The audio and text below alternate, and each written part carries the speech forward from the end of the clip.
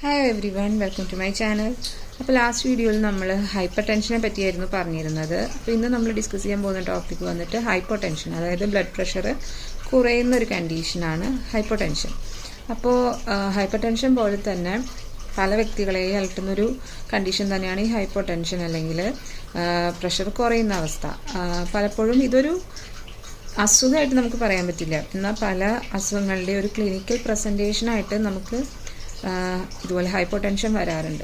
അപ്പോൾ പ്രഷർ കുറഞ്ഞു കഴിഞ്ഞാൽ സ്വാഭാവികമായിട്ടും നമുക്കറിയാം ഭയങ്കരമായിട്ട് നമുക്ക് തല കറങ്ങും, അതേപോലെ തന്നെ ഭയങ്കര ക്ഷീണം തോന്നും, ഹാർട്ട് ബീറ്റൊക്കെ കൂടുന്ന പോലെ തോന്നും, ചിലർക്ക് നന്നായി വേർക്കും, അങ്ങനത്തെ ബുദ്ധിമുട്ടുകൾ, ചെസ്റ്റ് പെയിൻ പോലത്തെ പ്രശ്നങ്ങളൊക്കെ വരാറുണ്ട്.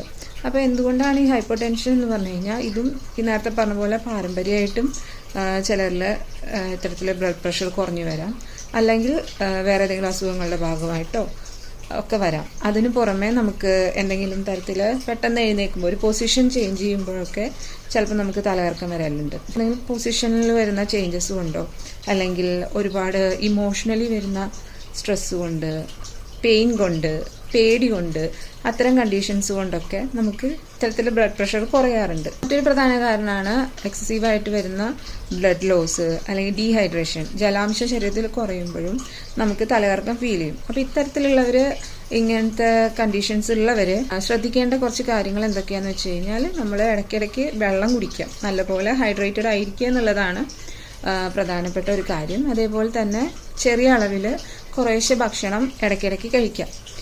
അവരുടെ ബ്ലഡ് ഷുഗറും ചിലപ്പോൾ പെട്ടെന്ന് ഡൗൺ ആവാനുള്ള സാധ്യതയുണ്ട്, അപ്പോൾ അത് ഒഴിവാക്കുക. അതേപോലെ തന്നെ പെട്ടെന്ന് ഇരുന്ന് എഴുന്നേൽക്കുക, അല്ലെങ്കിൽ പൊസിഷൻ വേഗം കിടന്നെഴുന്നേൽക്കുകയൊക്കെ ചെയ്യുമ്പോൾ നമ്മളൊന്ന് ശ്രദ്ധിച്ചിട്ട് ചെയ്യുക. ഒറ്റയടിക്ക് വേഗം ചാടി എഴുന്നേൽക്കാതെ പതുക്കെ പതുക്കെ ശ്രദ്ധ കൊടുത്തിട്ട് ചെയ്യുക. നമ്മൾ കിടക്കുമ്പോൾ നമ്മുടെ കാല് നമ്മുടെ ഹാർട്ട് ലെവലിൽ, ഹെഡിൻ്റെ ലെവലിലും എലിവേറ്റ് ചെയ്ത് വെച്ചിട്ട് കിടക്കാൻ ശ്രദ്ധിക്കുക. കാലെപ്പോഴും നമ്മൾ കിടക്കുമ്പോൾ ഉയർത്തി വെച്ച് കിടക്കാൻ ശ്രദ്ധിക്കുക. നമ്മൾ ഇത്തരത്തിൽ ബ്ലഡ് പ്രഷർ കുറയുകയൊക്കെ ചെയ്യുമ്പോൾ നമുക്ക് കൂടുതലും വീഴ്ചകളിലേക്കൊക്കെ പോകാൻ സാധ്യതയുണ്ട്. പെട്ടെന്ന് അപ്രതീക്ഷിതമായിട്ടുള്ളൊരു ടൈമിലാണ് നമുക്കിപ്പോൾ രാത്രിയിലൊക്കെ ബാത്റൂമിൽ മൂത്രമൊഴിക്കാൻ പോകുന്നവരിലൊക്കെ ചിലപ്പോൾ തല കറങ്ങി വീഴാനുള്ള സാധ്യതയുണ്ട്, പെട്ടെന്ന് ബ്ലഡ് പ്രഷർ കുറഞ്ഞാൽ. അപ്പോൾ അത്തരത്തിൽ ശ്രദ്ധ എപ്പോഴും കൊടുക്കേണ്ട ഒരു കണ്ടീഷൻ കൂടിയാണിത്. നമ്മൾ ട്രീറ്റ് ചെയ്യുമ്പോൾ എപ്പോഴും കഫത്തിൻ്റെ ഒരു ഉയർന്ന അവസ്ഥയാണിത്. അപ്പോൾ കഫഹരമായിട്ടുള്ള മരുന്നുകൾ കൊടുക്കലുണ്ട്.